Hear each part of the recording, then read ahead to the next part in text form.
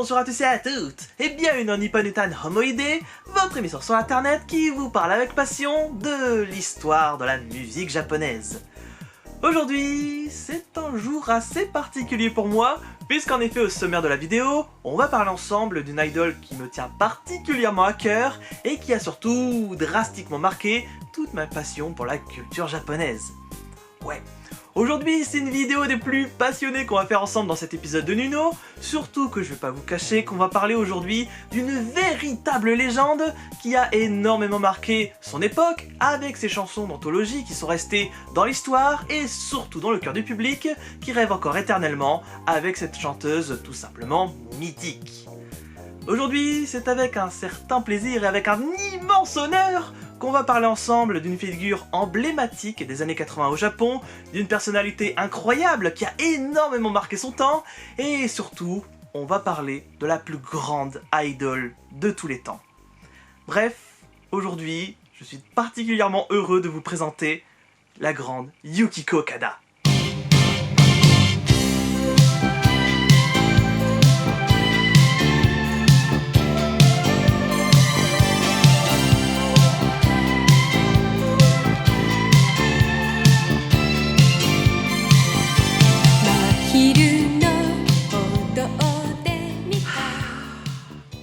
Voilà, une jeune fille qui me fait particulièrement plaisir de vous présenter sur la chaîne, tant effectivement, cette ravissante demoiselle m'a énormément marqué autrefois, avec sa discographie de folie, sa carrière musicale hors norme, et surtout sa vie formidable, qui représente à merveille ce qu'était réellement le boom de l'idole japonaise des années 80. Car en effet, si à cette époque-là les idoles avaient une vie des plus simplettes et ordinaires en soi, il faut savoir que la vie de Yukiko Okada a été marquée par plein d'événements des plus rocambolesques qui lui ont permis de passer d'une simple fille ordinaire à une véritable légende qui va à jamais marquer l'industrie du disque japonais. Aujourd'hui, pour cette vidéo, je vous rassure que je ne vais pas vous assommer avec sa biographie intégralement, car en effet il y a beaucoup trop de trucs à dire, il y a énormément de choses qui moi me fascinent et qui vous laisseront totalement de marbre. Donc du coup, aujourd'hui, je vais vous expliquer qui est cette formidable Yukiko Okada, qu'est-ce qu'elle a fait dans sa vie, quels sont les événements majeurs de sa carrière, et surtout, je vais vous expliquer comment elle est arrivée dans le milieu, et comment, surtout principalement, aujourd'hui, cette jeune fille est considérée par beaucoup comme étant l'une des plus grandes idoles de tous les temps. Bref, c'est une vidéo assez longue et des plus passionnantes que je vais vous faire aujourd'hui. Je vous avoue que j'ai vraiment mis le paquet au niveau de l'écriture pour vous raconter comme il se doit la vie formidable de cette jeune fille. Et je me doute que la durée de la vidéo fait déjà un peu peur à certains, tant effectivement, j'ai un petit peu abusé au niveau du script qui fait en soi 20 pages. Ouais, on est plutôt d'accord pour dire que ça fait un petit peu beaucoup de pages là quand même,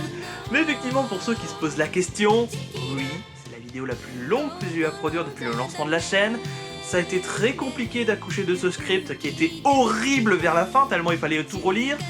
Mais j'ai mis mes tripes, j'ai mis mon cœur dedans et j'espère beaucoup que cette longue vidéo vous plaira. D'ailleurs j'ai pensé un petit peu à vous, j'ai eu pitié, j'ai mis dans la description quelques petits timecodes pour pouvoir aller plus facilement aux différentes parties qu'on va évoquer dans la vidéo. Donc du coup, vous pourrez maintenant un petit peu mieux apprécier cette formidable histoire que je vais vous conter à l'instant avec mes maigres capacités. Je tiens un petit peu à le préciser avant de commencer, à faire un petit disclaimer,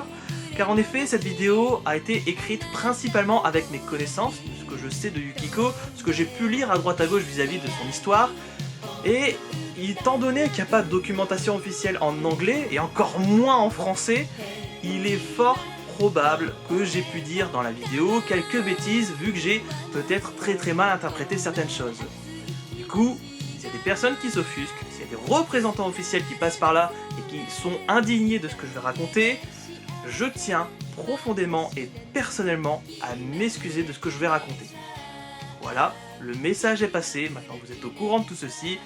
maintenant que vous avez aussi quelques gâteaux, une bonne tasse de thé, je pense qu'on peut enfin partir dans les couloirs du temps ensemble. Vous êtes prêts pour le long voyage? Oui? Eh bien, allons-y. Remontons ensemble le temps et revenons ensemble dans la prime jeunesse de notre jeune idole.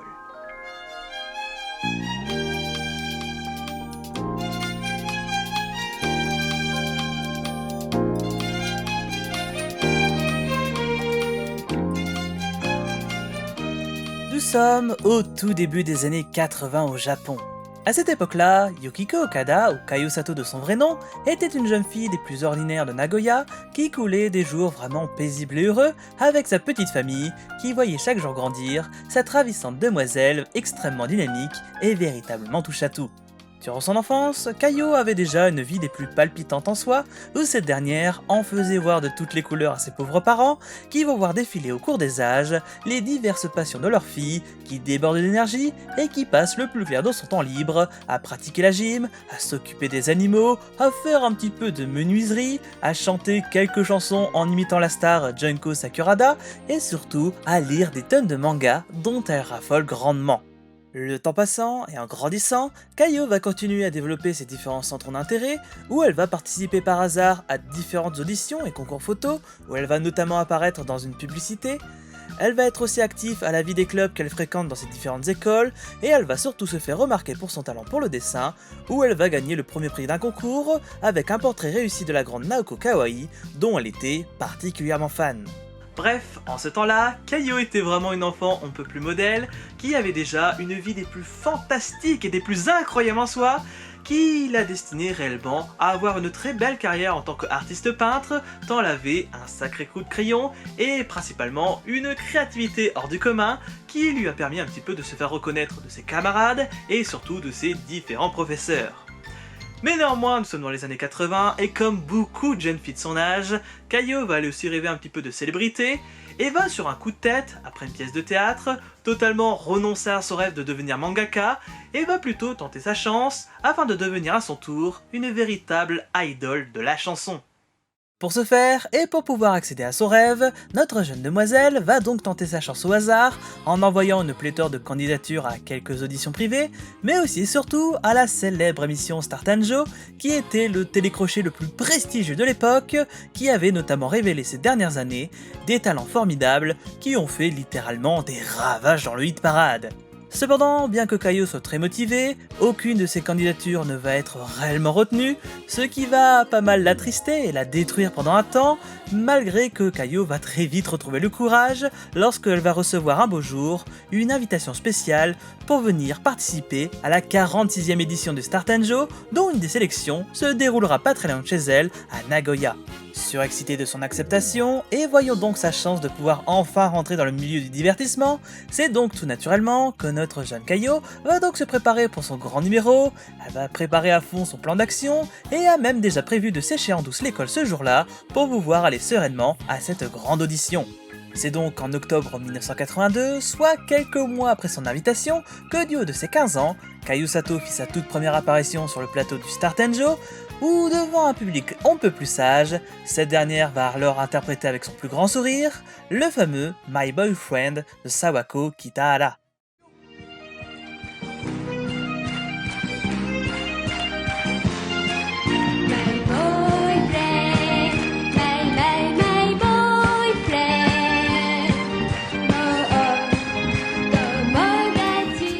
Performance, on est plutôt d'accord pour dire qu'elle est plutôt simplette en soi, où on sent bien que Kayo est pas très à l'aise dans ce qu'elle fait, elle est très hésitante, mais malgré sa timidité, eh bien notre petite jeune fille va tout de même se faire grandement remarquer. De par le public qui apprécie déjà beaucoup la jeune fille, de par les professionnels qui sont présents dans la salle et qui apprécient énormément déjà la voix si angélique que peut donner cette graine de star, et surtout elle va se faire remarquer par sa maman qui a vu en direct l'émission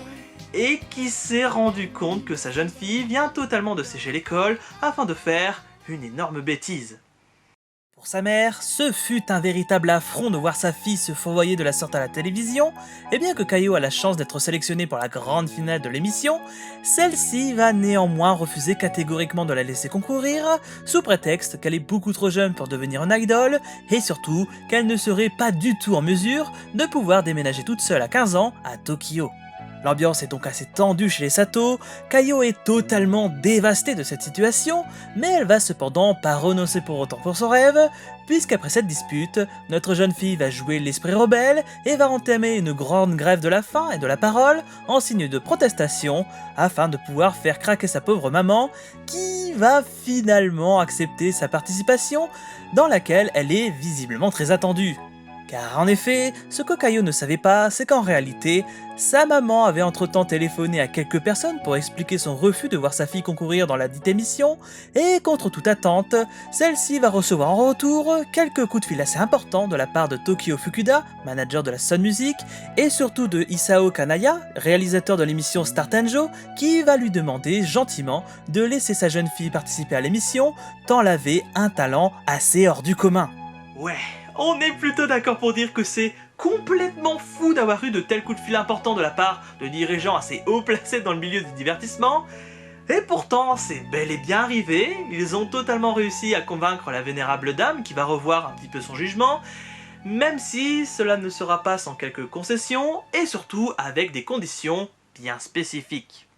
Car en effet, malgré cette acceptation à contre-cœur, la maman de Kayo va tout de même imposer ses conditions à sa charmante fille, qui va devoir quand même au préalable être impérativement première de sa classe, devra être aussi classée parmi les 5 meilleurs élèves de son école, et surtout, pour aller à la dite émission, elle va devoir surtout être acceptée dans le meilleur lycée du coin pour que le deal soit entièrement rempli.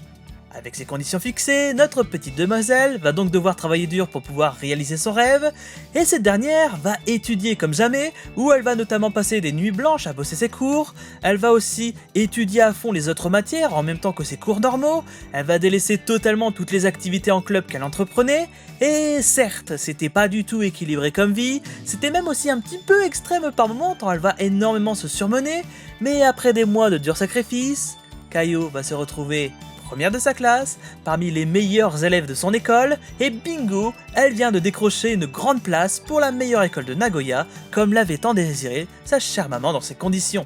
C'est donc un pari totalement réussi que va donc remporter notre fameuse Kayo, qui va être terriblement aux anges de se voir ce qu'elle a réussi à entreprendre en l'espace de quelques mois, mais qui sera pas aussi heureuse de savoir qu'elle peut finalement participer à la fameuse émission, pour laquelle elle va grandement s'entraîner au chant, afin de pouvoir interpréter au mieux un certain slow motion de Akina Nakamori. Ce dit titre, je vous le dis tout de suite, il n'a pas du tout été choisi au hasard, puisqu'en effet, cette fameuse chanson est en réalité ni plus ni moins que le titre début de la dernière grande gagnante du Star Tenjo, qui en ce début d'année 1983 était en train de tout ravager sur son passage, aux côtés des autres grandes stars de la chanson qui occupaient massivement le petit écran. D'ailleurs, pour vraiment montrer qu'elle est déterminée, Kayo va carrément demander au jury d'intégrer l'agence Sun Music et le label Pony Canyon afin de pouvoir suivre la même route royale qu'avaient emprunté Matsuya Seiko et Toshihiko Tahara, les deux plus grandes idoles du moment, qui étaient tous deux dans une agence très prestigieuse et sur un label assez important pour sortir leurs disques. Clairement, on peut dire que notre jeune fille n'a vraiment pas froid aux yeux avec ses choix des plus audacieux en soi, et même si ça pourrait paraître très présomptueux, eh bien notre jeune Kayo va tout de même partir des plus sereinement à l'émission, pour laquelle elle a tout de même son plan d'action en tête, pour pouvoir au mieux toucher le cœur du public, et surtout celui des professionnels qui seront présents dans la salle, et surtout lors de ce grand événement des plus majeurs dans l'histoire.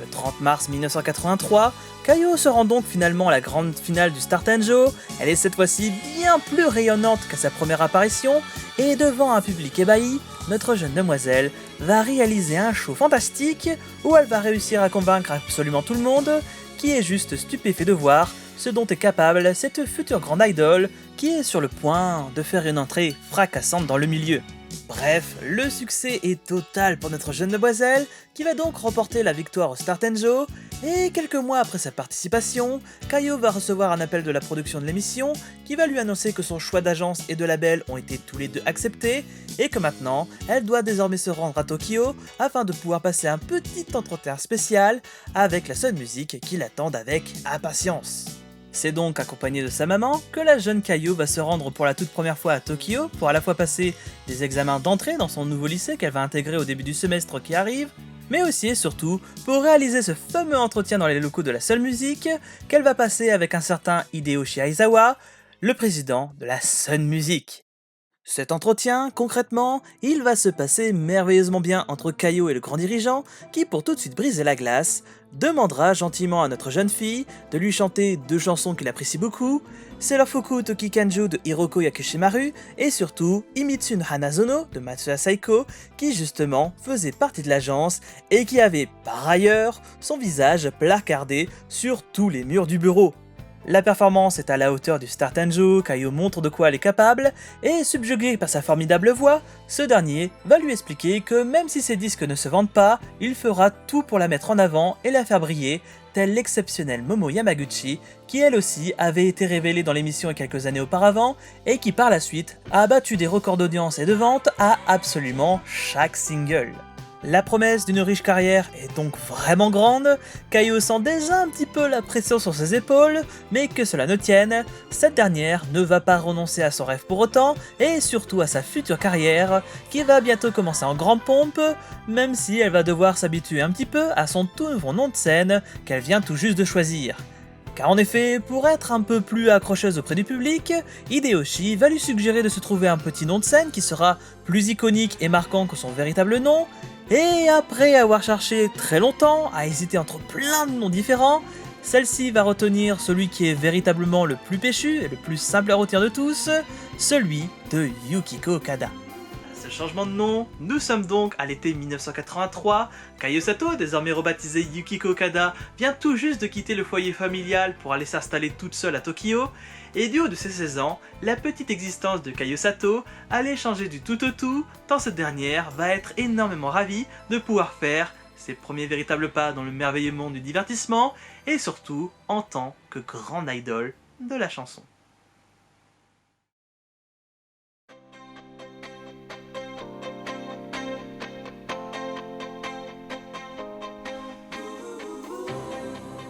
Enfin, ça y est. Après avoir bataillé pendant de nombreux mois, Yukiko vient enfin de faire son entrée dans le milieu du divertissement, et si au départ elle pensait être populaire tout de suite, il n'en était rien dans l'absolu, tant notre jeune demoiselle avait encore tout à prouver au grand public, qui ne la connaissait que trop peu en réalité. Puisqu'en effet, bien que Yukiko ait gagné le Star Tenjo quelques mois auparavant, celle-ci n'avait sorti entre temps aucune chanson, n'était apparue que dans quelques rares émissions à la télévision et à la radio, et même au niveau des interviews dans les magazines, c'était pas la grande panacée, tant Yukiko n'avait pas encore énormément d'activités à son actif. Il faut dire aussi que les choses ont quand même mis pas mal de temps à véritablement bouger, aussi bien du côté de Yukiko qui était en train de jongler avec ses différentes activités, ainsi qu'avec sa vie de lycéenne assez atypique, que surtout aussi du côté de la Sun Music et de la Pony Canyon, qui était en train de chercher les meilleurs talents afin de pouvoir composer et écrire de sublimes chansons sympathiques pour leur toute nouvelle recrue.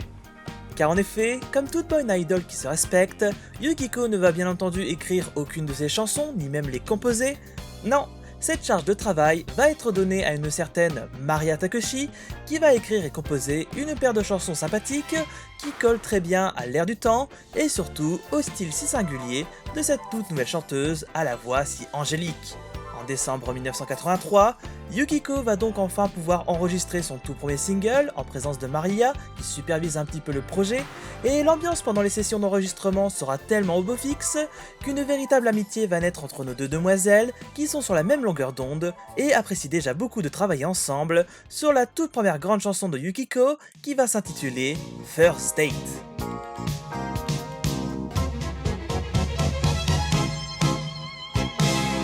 誰にも優しいあなたのことだから土曜のシネマに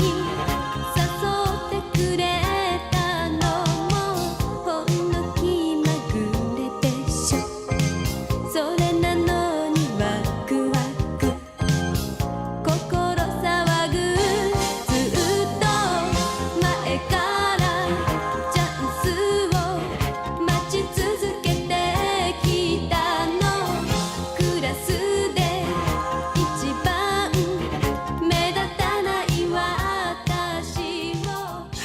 Sorti donc en avril 1984, soit un an après son sacre Star Tenjo, ce premier single de Yukiko qu'on écoute là présentement, concrètement, ça va être un très bon petit succès critique auprès du grand public, qui apprécie déjà ce que donne cette toute nouvelle idole, qui va tout de même réussir à faire une entrée dans le hit parade en atteignant la 20e place du classement.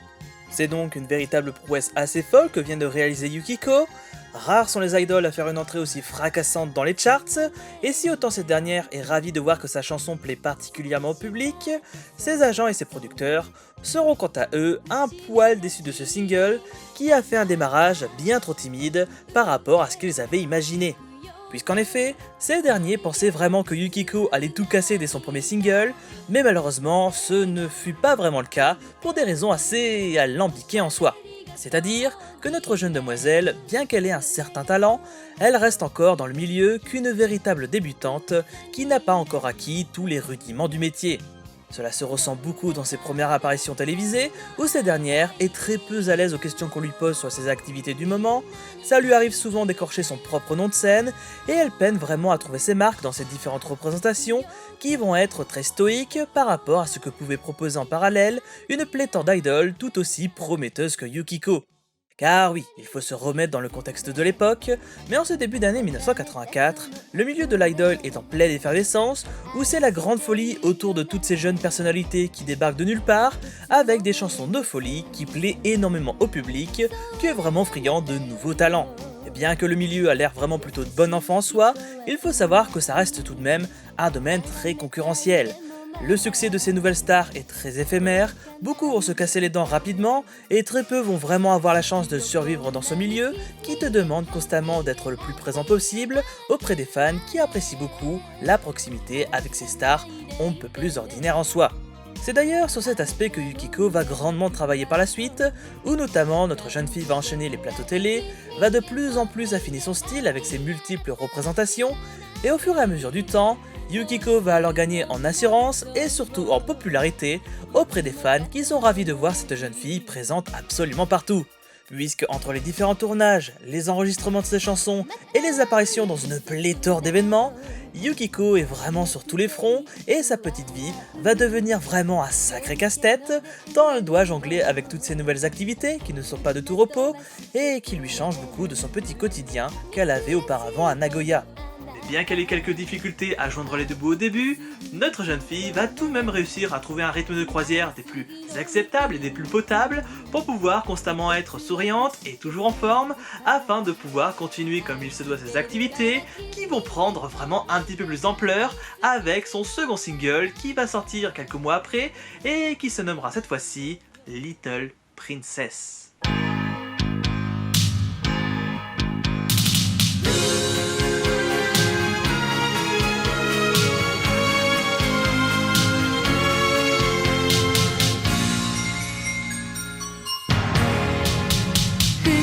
二人分の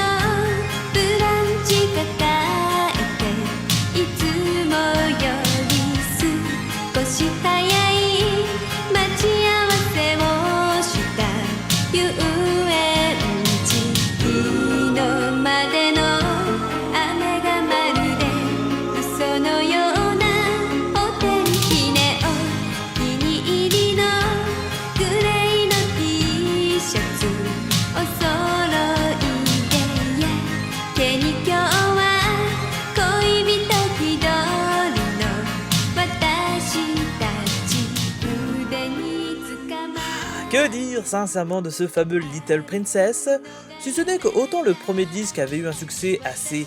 relatif en soi, autant ce nouveau single sorti en juillet 1984 sera quant à lui une véritable réussite, tant Yukiko et Maria ont fait un très bon boulot sur cette chanson qui plaît énormément au public, qui est totalement charmé par les paroles de la chanson, qui font suite à la petite histoire d'amour qu'avait pu conter notre jeune fille dans sa toute première chanson.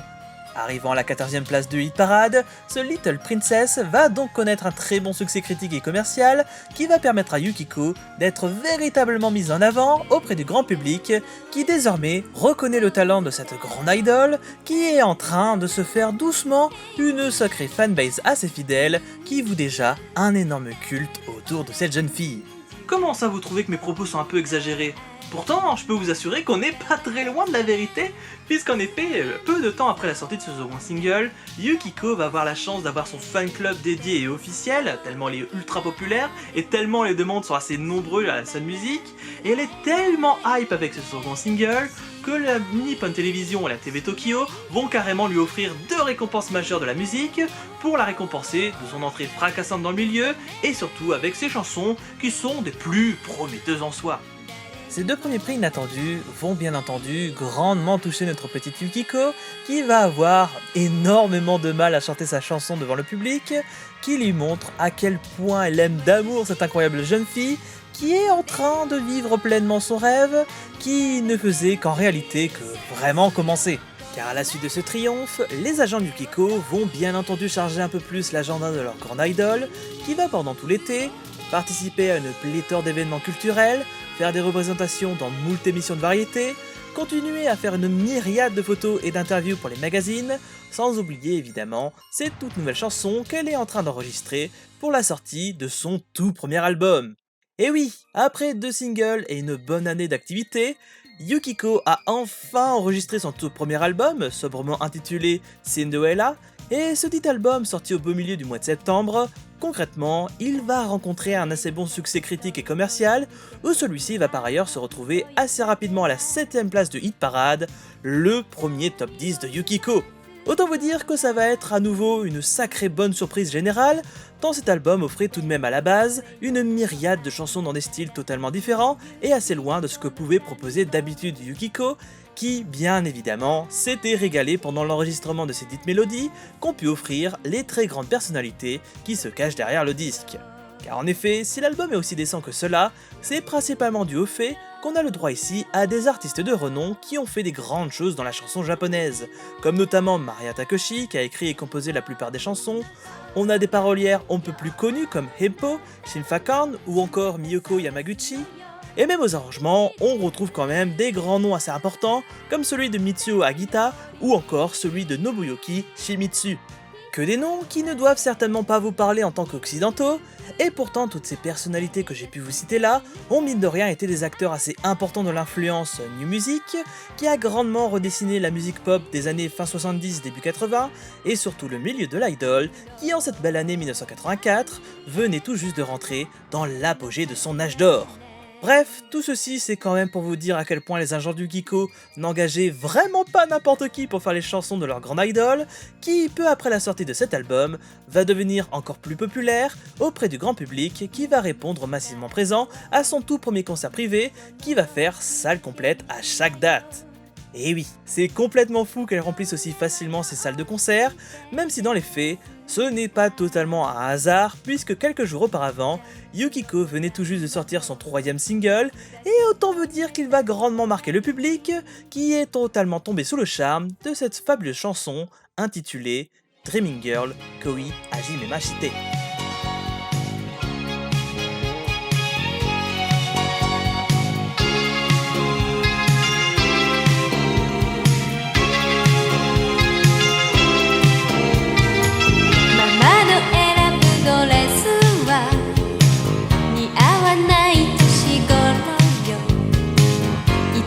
でも子供だと思わないでおいてねピンクのマニキュアさえまだまだお預けなの少しずつこの胸がときめいてるのに恋したら誰だって綺麗になりたい素敵なレディに変わる日を夢見てるロケットに忍ばせた Voilà à quoi ressemble un hit mémorable. Ce single que je tiens là entre mes mains, concrètement, ça a été tout simplement un succès monumental dans la carrière de Yukiko, qui vient tout juste d'offrir au monde et au public une chanson qui va jamais marquer l'histoire de la musique japonaise, et surtout sa petite vie qui va drastiquement changer du tout au tout avec le couronnement de succès que va recevoir ce petit single qui va avoir beaucoup d'éloges. Et autant ces deux premiers disques avaient rencontré du succès assez minime on va dire, autant ce nouveau single va être une énorme réussite qui va permettre à Yukiko de se retrouver à la 7ème position du hit parade et surtout pour la toute première fois dans les classements des émissions Z10 et The Best 10 qui vont lui faire une ovation pour son arrivée assez fracassante dans les charts. Alors ça a l'air de rien dit comme cela et certains vont me dire oui, mais Ozaki, n'importe qui peut facilement être assez haut dans les classements, tout le monde peut participer à des émissions de variété, c'est vraiment à la portée de tout le monde de faire ça, et sur ce point concrètement, je vous donnerai totalement raison, tant il y a eu effectivement de sacrées bizarreries au cours des âges. Mais néanmoins, Il faut tout de même se rendre compte qu'en l'espace de 6 mois, Yukiko est passée d'une simple idole inconnue à une véritable star en puissance qui est omniprésente absolument partout, que ce soit à la télé, à la radio, dans les publicités, dans les magazines, sur des affiches, chez ton disquaire favori. Bref, Yukiko est en pleine ascension en ce temps-là, tout le monde adore cette jeune fille formidable qui est en train de faire des ravages partout où elle passe, et sa popularité ne va de cesse d'augmenter avec le succès de son fabuleux single qui plaît tellement au grand public qu'il va aussi acheter par la même occasion la première compilation de Yukiko nommée Okurimono et sur lequel on retrouve tous les singles de la chanteuse avec la chanson inédite Believe in You qui va marquer à jamais les fans de l'artiste. Bien entendu, avec une telle success story, vous vous en doutez un petit peu, mais oui, alors que Yukiko est en train de vivre à fond son rêve éveillé, celle-ci va se faire remarquer par les professionnels de la chanson qui vont proposer à la jeune demoiselle de concourir dans les prestigieux concours de chant qui sont à venir en fin d'année et qui seront diffusés en direct à la télévision dans tout le pays. Une occasion pareille ne se présentant qu'une fois dans une vie, Yukiko va accepter avec joie cette proposition et va alors participer à toute une pléthore de concours différents qui sont d'un niveau bien plus élevé par rapport à ce qu'elle avait pu connaître un an auparavant lors de son passage au Star Tenjo. La concurrence ici est extrêmement rude, en face il y a des jeunes candidats tout aussi populaires que Yukiko, comme notamment une certaine Kikuchi Momoko ou encore l'incroyable Koji Kikawa, mais que cela ne tienne, malgré la pression, notre idole va donner le meilleur d'elle-même, va faire un show sympathique à chaque événement qu'elle participe, et après des heures d'incertitude sur scène, le verdict du jury tomba.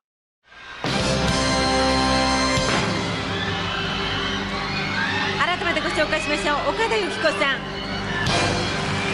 長山洋子さん、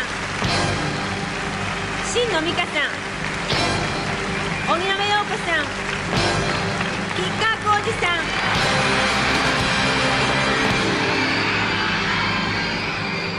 持てる力の全てをこのステージにぶつけた5人の若者たち。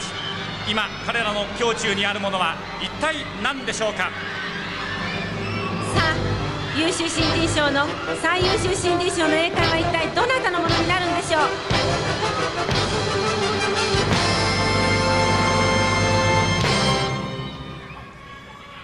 う。岡田由紀子さん。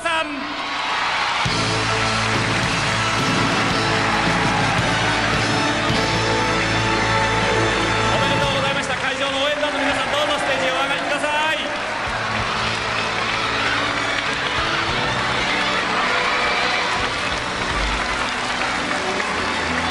おめでとうございます。どうですか。 Sans vraiment y croire durant ces différentes représentations, Yukiko Okada, alors âgée de 17 ans à l'époque, vient tout juste de créer la surprise en gagnant les grands prix auxquels elle participait, et devant les caméras de télévision qui retransmet en direct son sacrement dans tout le pays, notre jeune fille va avoir beaucoup de mal à retenir ses larmes pendant les rappels qu'elle effectue à la demande du public qui désire voir à nouveau sa performance qui lui a permis de devenir une véritable grande star. Au total, ce sont donc plus de 5 récompenses majeures que va recevoir Yukiko pour sa chanson Dreaming Girl, mais aussi et surtout pour son début de carrière assez fulgurante qui lui a tout de même permis de remporter à la fois le prestigieux prix de la meilleure révélation de l'année, ainsi que le grand prix de la toute nouvelle meilleure artiste du moment. Des récompenses qui sont assez incroyables pour une jeune fille qui vient à peine de débuter sa carrière il y a quelques temps de cela. Personne ne s'attendait à une telle ascension aussi dantesque, et pas mal de professionnels présents à ces festivals diront clairement que Yukiko a vraiment tout pour être une véritable idole de légende, et que celle-ci est bien partie pour marquer à jamais l'histoire de la chanson japonaise. C'est donc une grande victoire et une joie immense qui va donc s'emparer un petit peu de notre jeune demoiselle, qui va avoir beaucoup de mal à réaliser ce qui lui arrive du haut de ses 17 ans, mais après d'innombrables efforts et de très lourds sacrifices, Kayo Sato est enfin devenue ce qu'elle souhaitait le plus au monde, et son avenir semblait tout tracé pour cette fabuleuse jeune fille qui était en train de devenir l'une des plus grandes idoles de sa génération.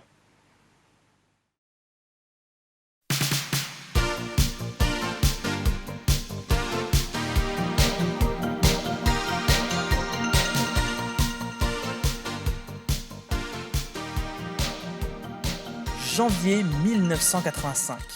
Après une bonne année d'activité en tant qu'idol, la petite vie de Yukiko Okada vient donc de prendre un véritable tournant majeur, tant ses exploits aux différents concours de chant font le tour des journaux nationaux et surtout des émissions de variété qui désirent en savoir plus sur cette incroyable jeune fille qui vient de se faire un très grand nom dans le milieu. Dans cette optique, et afin de mieux se faire connaître du grand public, Yukiko va enchaîner pendant les premiers mois de cette année pas mal de gros projets assez différents, comme notamment une série d'interviews qu'elle va faire pour les magazines Boom et Dunk, dans lequel justement on va voir quelques photos exclusives, où elle va aussi par ailleurs raconter sa petite vie d'adolescente. On va aussi la retrouver dans moult émissions de variété, elle va faire une myriade de publicités, va jouer quelques seconds rôles dans des séries assez populaires, participer à une quantité folle d'événements en lien avec la musique, et la cerise sur le gâteau, c'est qu'on va même pouvoir retrouver notre toute jeune Yukiko à la radio, où elle va co-animer régulièrement une petite émission, dans laquelle elle présente tout simplement ses morceaux favoris du moment qu'elle désire mettre un peu plus en avant. Bref, Yukiko est omniprésente absolument partout, c'est très compliqué de ne pas croiser son visage même par le plus grand des hasards, et ce qui est fou dans tout cela, c'est que même si tu détournes à fond le regard, c'est totalement impossible de passer outre sa voix, qui passe absolument partout depuis la sortie de son 4ème single qui va sortir le 19 janvier, et qui cette fois-ci va s'appeler Futalidake no Ceremony.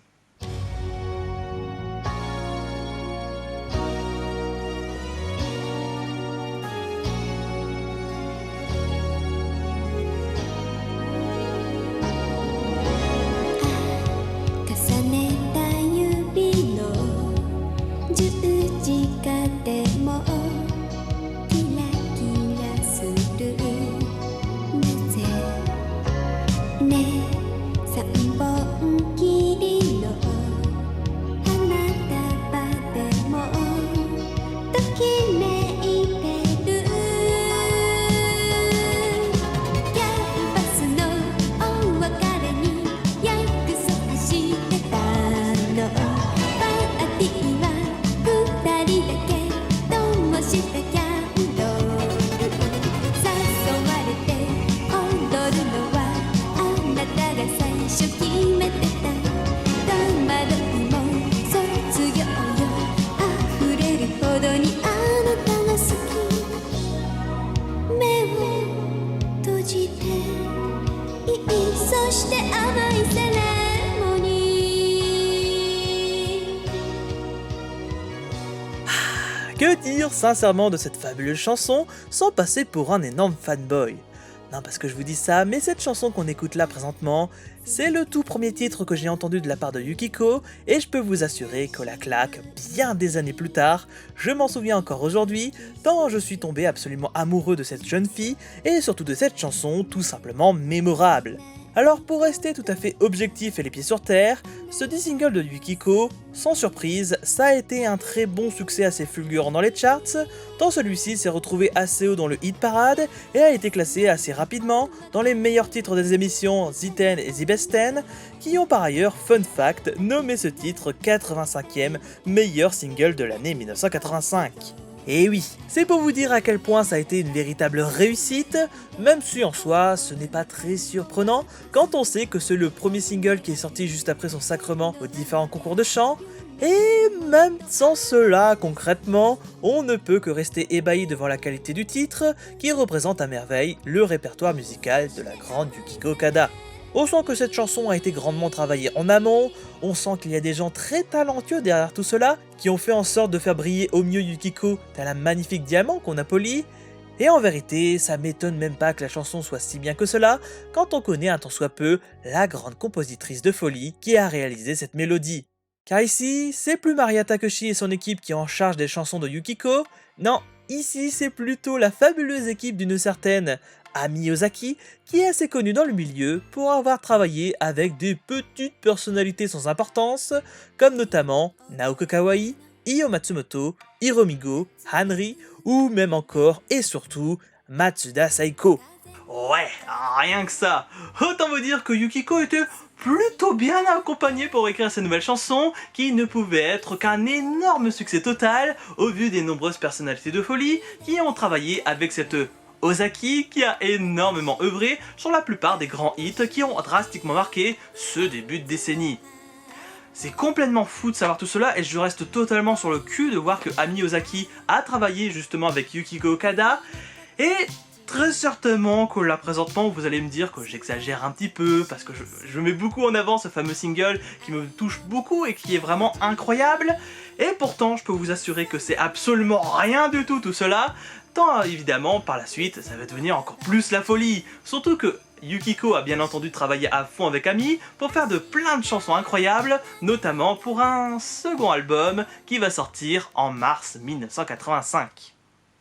Intitulé Fairy, ce tout nouvel album de Yukiko va être un véritable triomphe, tant elle va battre à nouveau des records de vente en arrivant très rapidement à la 2e place du hit parade. Elle va aussi confirmer son talent qu'elle a pu montrer aux différents concours de chant de l'an passé, et au niveau des critiques, ça va être de la folie de toutes parts, tant les chansons plaisent énormément au grand public. Et pour cause, pour l'avoir moi-même poncé de nombreuses fois en maintenant presque 10 ans, je peux vous garantir que sur ce disque, on y retrouve de superbes chansons magnifiques, offertes par une Yukiko qui maîtrise parfaitement sa voix, mais aussi et surtout de par les nombreux talents qui ont vraiment mis le paquet pour nous offrir ici un album tout simplement féerique. Au platine, précisément, d'après ce que j'ai pu lire sur le disque, on va retrouver des personnalités comme Yoshiko Miura ou Kumiko Yoshizawa pour les paroles.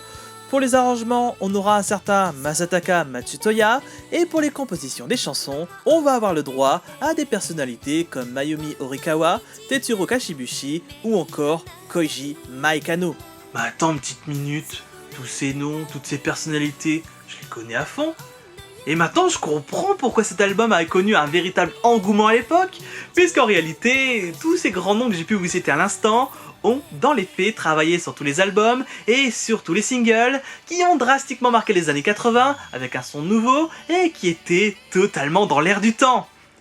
Tu m'étonnes que Yukiko a cartonné avec son album Fairy, et pour le coup, vous vous en doutez un petit peu, mais oui, cet album va connaître un énorme succès qui va faire vraiment plaisir à Yukiko, qui va pas avoir le temps de se reposer pour autant, puisque cette dernière va devoir un petit peu enchaîner ses activités, pour notamment commencer un petit peu à préparer son tout nouveau single qui va arriver au mois d'avril, mais aussi surtout pour commencer sa plus grosse tournée de concerts qu'elle va faire dans absolument tout le pays.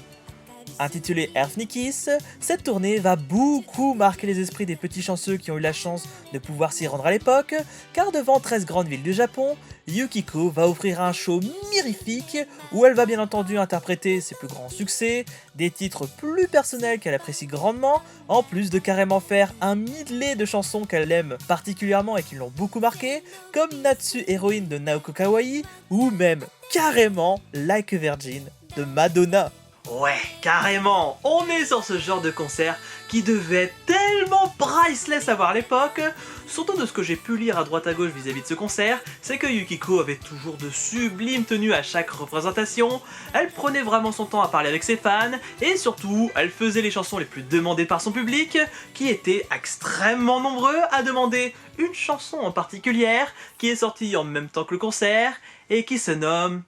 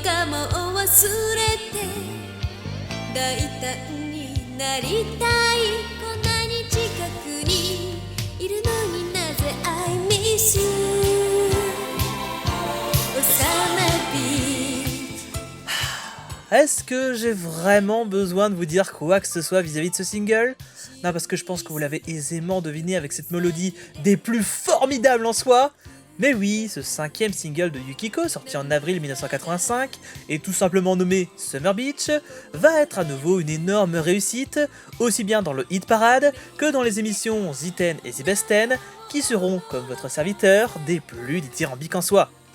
Encore une fois, c'est un grand single que va nous offrir Yukiko qui nous vend à nouveau tellement du rêve avec un titre d'anthologie, qui sera par ailleurs grandement récompensé par les professionnels de la chanson, qui vont offrir à la jeune fille le prix de la meilleure chanson pop au festival musical de la Mégalopole. Bref, c'est une nouvelle victoire pour Yukiko, qui enchaîne les succès et les récompenses dans chaque festival et événement qu'elle participe. Et bien entendu, les fans vont évidemment tomber de plus en plus amoureux de cette charmante demoiselle, qui semble avoir une vie des plus mirifiques en soi, quand on regarde un petit peu sa magnifique épopée qu'elle va faire en Suisse. Ce dit voyage qu'elle va effectuer en juin 1985, concrètement, il est tout simplement culte auprès des fans, qui sont émerveillés de voir que Yukiko s'éclate à faire de sublimes photos dans des lieux assez connus en Suisse, à profiter du bon temps avec les villageois des nombreux patelins qu'elle va visiter, et surtout à rêver entre les monts et vallées qui vont indéniablement toucher notre jeune fille qui semble être là-bas au paradis. En voyant ces extraits, je pense que vous comprenez maintenant pourquoi ce fameux voyage a autant marqué les fans. C'est très difficile de ne pas craquer en voyant le sourire si angélique de Yukiko, qui est en train de vivre les meilleurs instants de sa vie, avec des chansons de folie, un public aimant, et surtout avec une popularité qui va prendre encore plus d'ampleur par la suite. Nous sommes en juillet 1985 lorsque Yukiko rentre au Japon. Son agenda est totalement rempli pour l'été, où elle va faire notamment une tournée de concerts dans 23 grandes villes de l'archipel. Elle va faire plein d'interviews, de plateaux télé et autres shootings photos absolument partout. Et entre temps, il va aussi avoir la sortie de son 6e single, qui va être très particulier et va se nommer cette fois-ci Kanashi Yokan.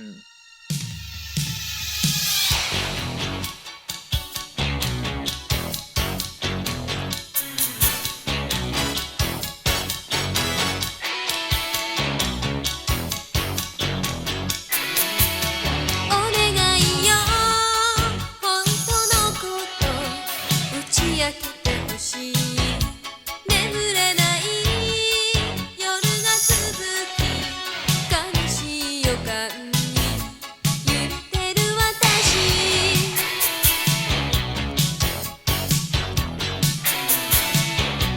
二度目の夏が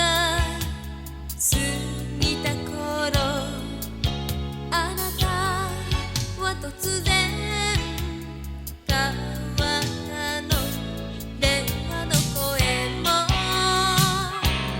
少し冷たい不安な気持ちのまま飛び出してきたけれど好きよ好きよこんなにも好きよ Très mélancolique comme chanson, n'est-ce pas?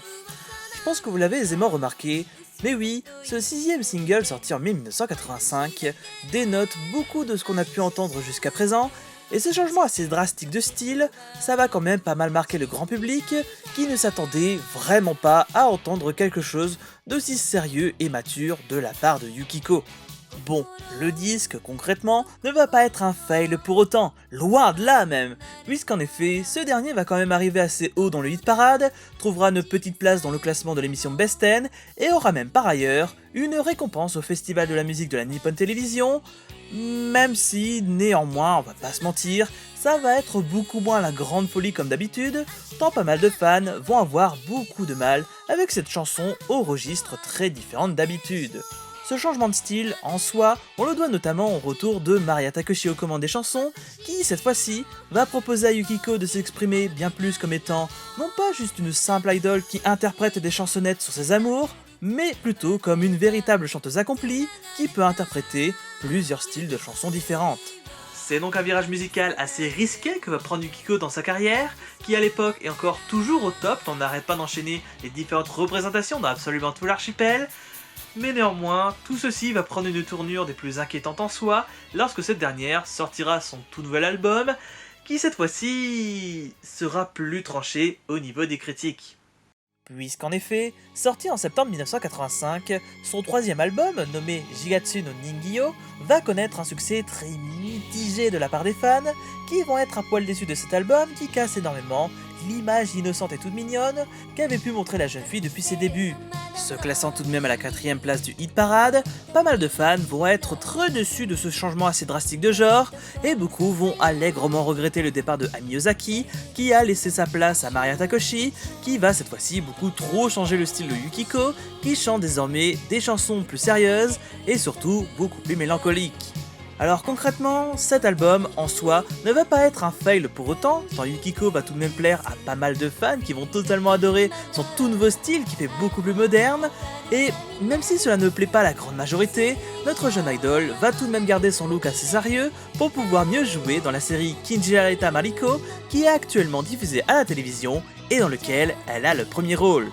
Cette série, en soi, elle va être très importante dans la carrière de Yukiko, tant cette dernière va passer beaucoup de temps sur les tournages jusqu'à très tard pour pouvoir interpréter au mieux son fameux rôle qu'elle prend très à cœur, d'autant plus qu'il donne un sacré coup de peps à sa carrière qui commence à être sérieusement en berne depuis la sortie en octobre 1985 de son 7ème single qui se nomme cette fois-ci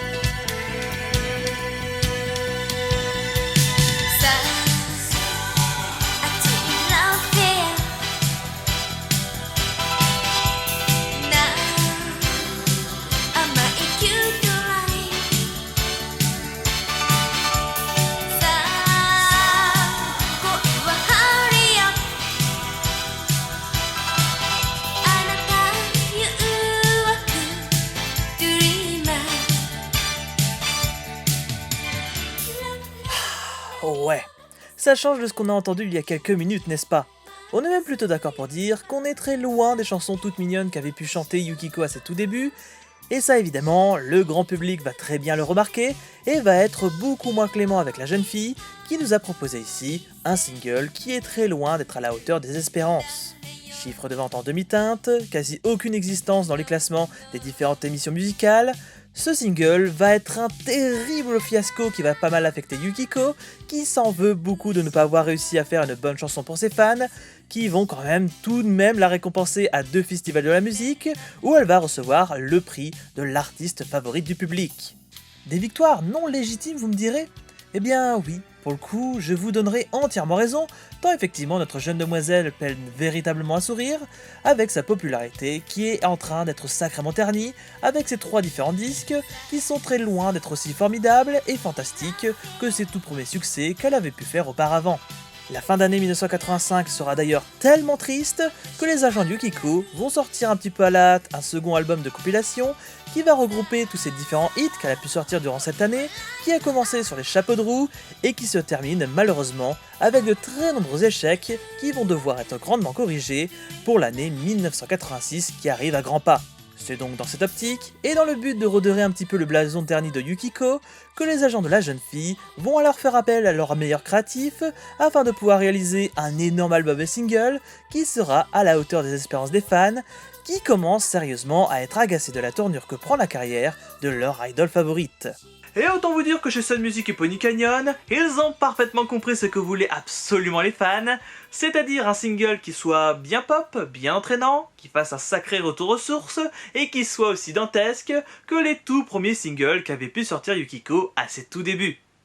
C'est donc avec cet objectif en tête que nos amis en costard cravate vont donc mettre à fond le paquet pour le 8ème single de Yukiko qui va sortir en janvier 1986 et qui va s'appeler cette fois-ci Kushibilu Network.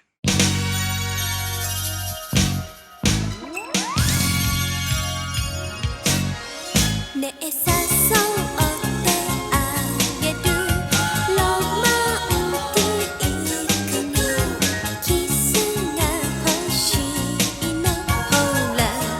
唇にネットワーク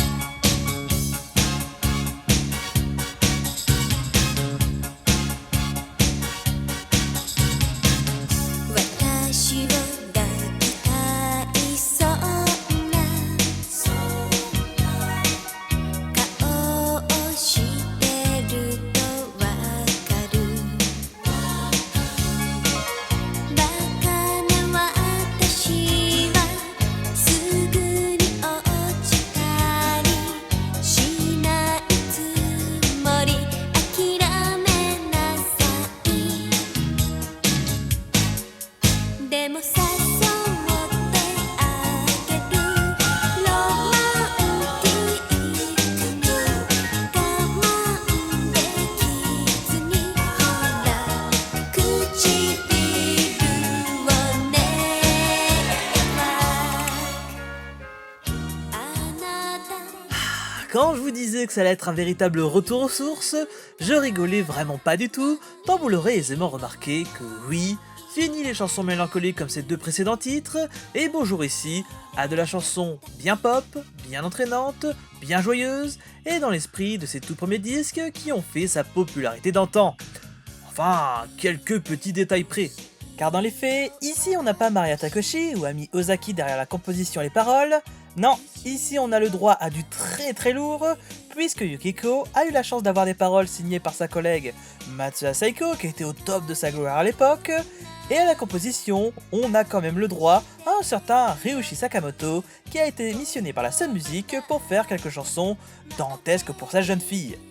Et autant vous dire qu'avec ces deux grands noms de la chanson en commande, plus le talent incroyable de Yukiko, tout cela va bien entendu donner lieu à un incroyable succès retentissant, où le single va marquer un véritable retour en force, où le disque va être enfin classé numéro 1 au hit parade, va être classé assez haut dans les différentes émissions musicales, et va carrément arriver à la 36e place des meilleurs singles de l'année 1986.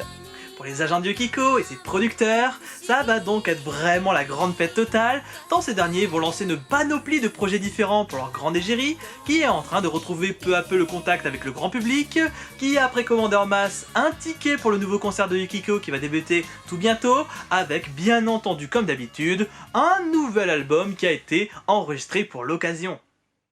Sorti donc en mars 1986, Venus Tenjo, son 4e album, va être à son tour un nouveau grand succès assez important qui va être véritablement acclamé par la critique et par le grand public qui vont grandement apprécier les toutes nouvelles chansons assez fantastiques qu'a pu offrir Yukiko, qui est littéralement en train de revivre grâce à l'équipe ô combien talentueuse qui s'occupe désormais de ses chansons. Entre autres, notamment, la Sun Music et Pony Canyon ont fait appel à des grosses pointures dans le milieu, comme notamment Matsuya Saiko et Eppo pour les paroles. Aux arrangements, on retrouvera Tetsuro Kashibushi, qui travaille souvent avec notamment Taeko Unoki, qui est justement présente avec Ryuichi Sakamoto pour faire des compositions tout bonnement de folie pour la jeune idol. C'est donc vraiment une pléthore de talents assez incroyable qui travaillent en harmonie sur ce fantastique album, qui va être tout de même classé 5ème des ventes. Ça va être aussi une très belle réussite auprès du public, qui va être ravi de voir leur idol de retour en force avec cet album qui tourne un véritable tournant majeur dans la vie de cette jeune fille,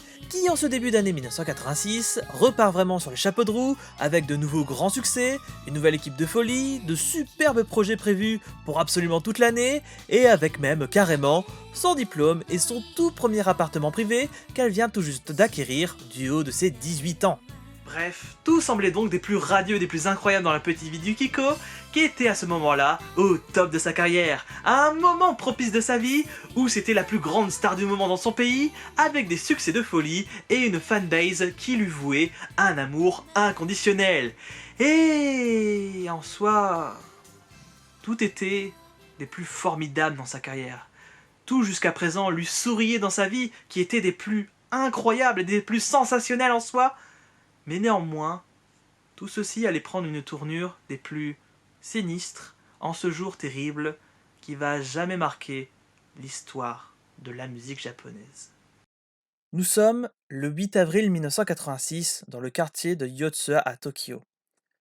Ce jour-là, il faisait un temps radieux dehors, où tout était paisible, très calme et on ne peut plus ordinaire, tant les gens coulaient comme à leur habitude des jours heureux et sans soucis. Mais néanmoins, leur petit quotidien va se retrouver grandement chamboulé, puisqu'à midi et quart, devant les bureaux de la Sun Music, une jeune fille vient d'être retrouvée morte après que cette dernière ait sauté du 7e étage de l'immeuble. Cette jeune fille qui vient de commettre un horrible suicide, c'était Yukiko Kada.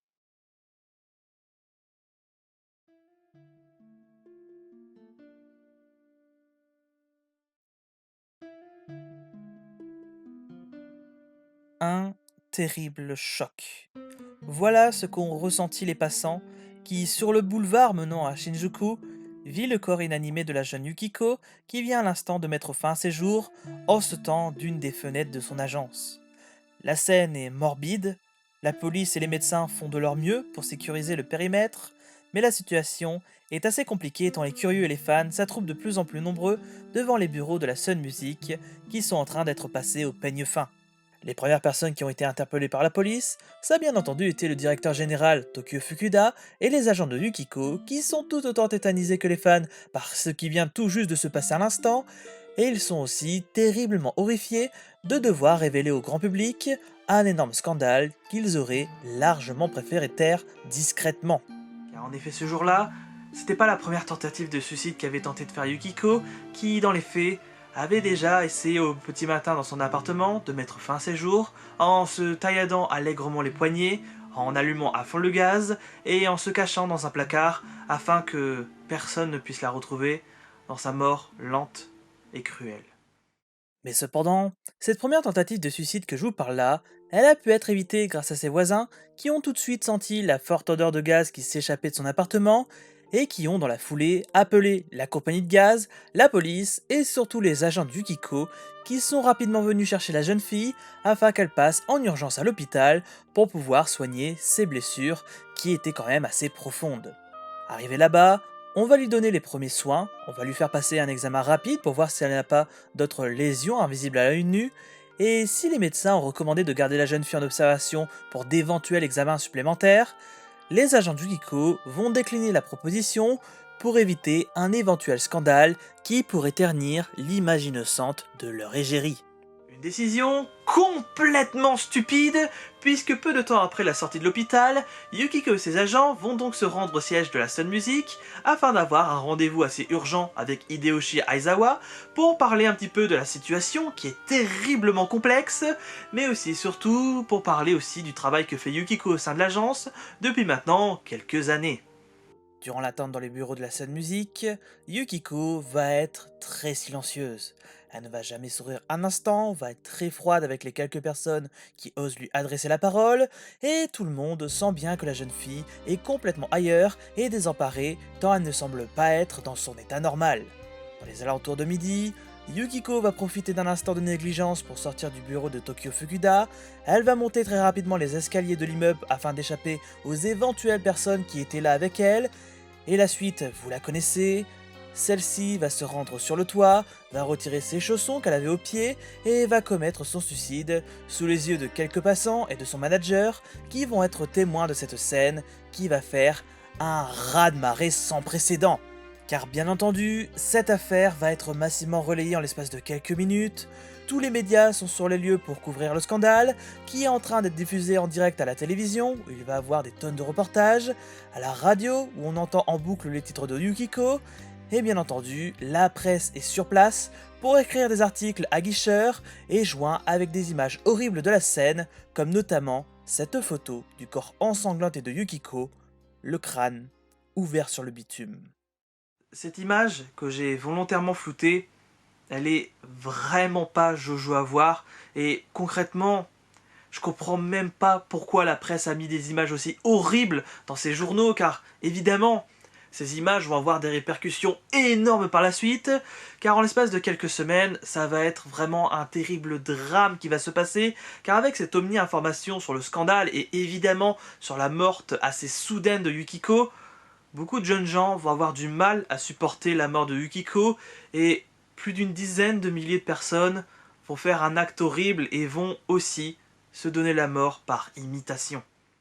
Dans tout le pays, on recense alors beaucoup de jeunes qui vont se donner la mort de la même façon que Yukiko, les médias vont leur parler du syndrome de Yuko pour évoquer cette terrible affaire, et la situation sera tellement tendue dans le pays que le Parlement japonais va adopter une loi assez rapidement pour interdire à la presse de divulguer les circonstances exactes qui ont poussé certaines stars à se trouver la mort.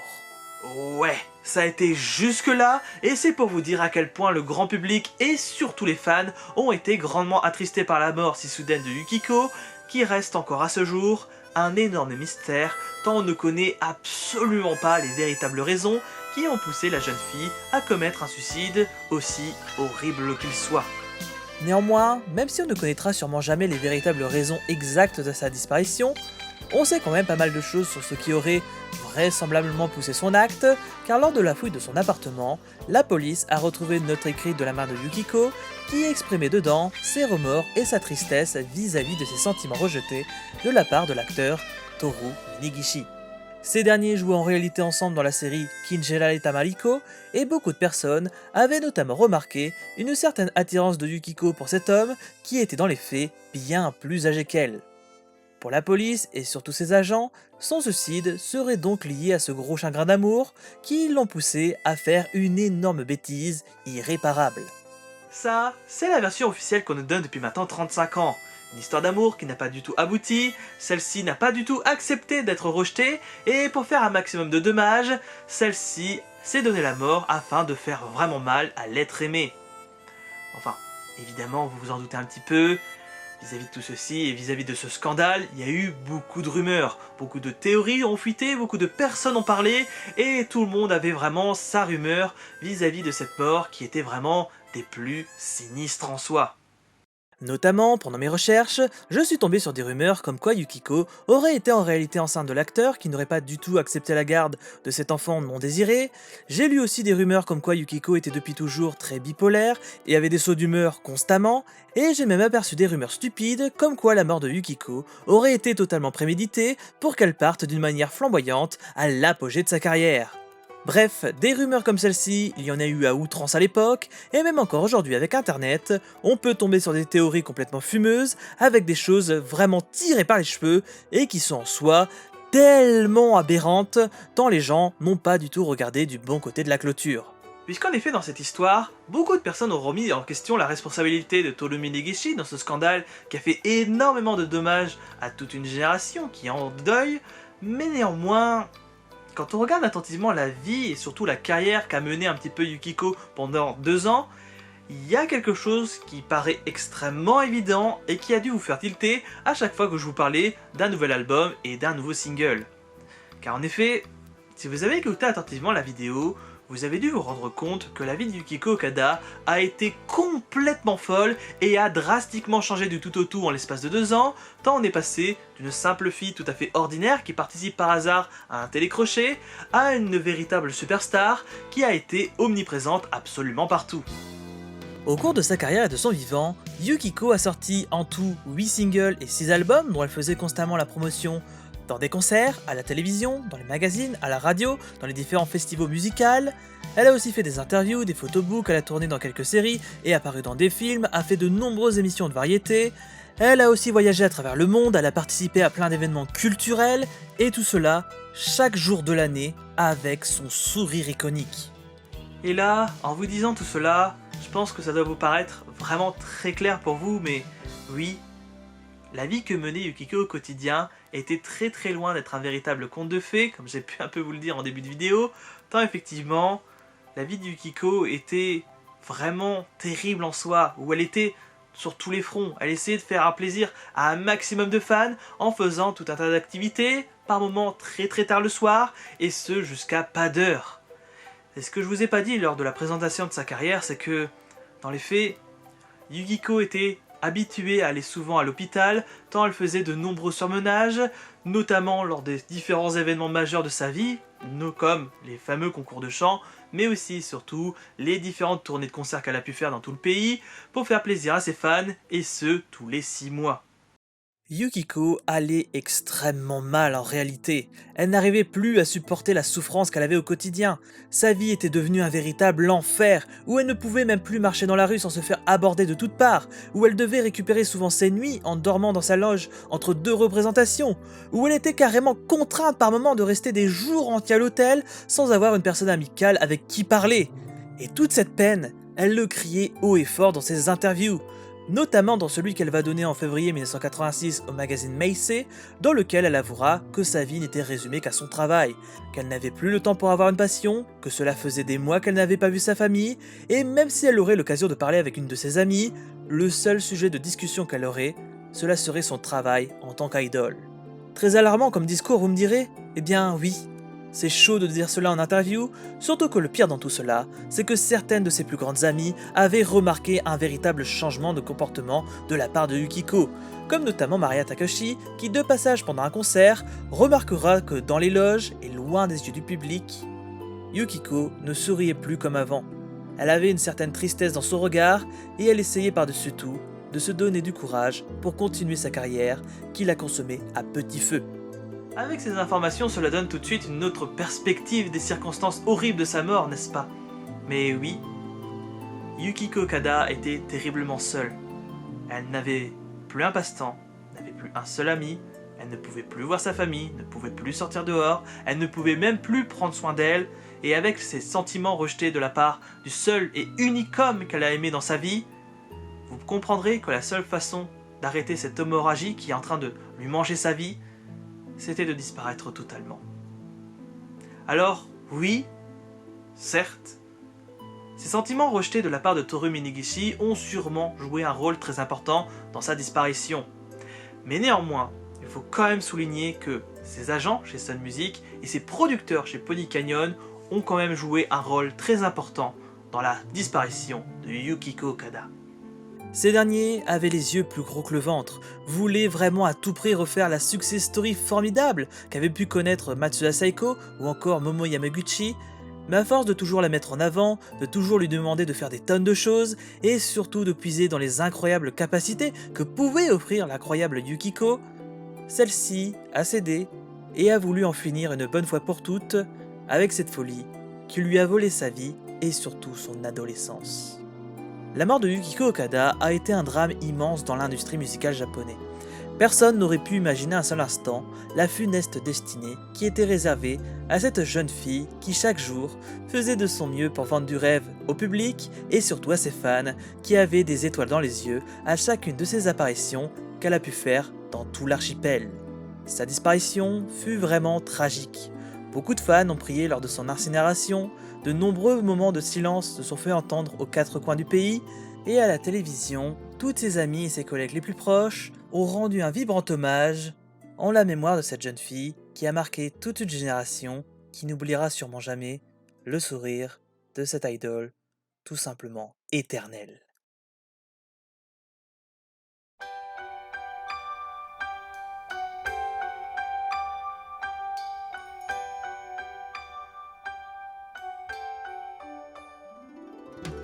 « 35 ans. Voilà maintenant 35 années qui se sont écoulées depuis la disparition de Yukiko, et le monde entre-temps a bien changé.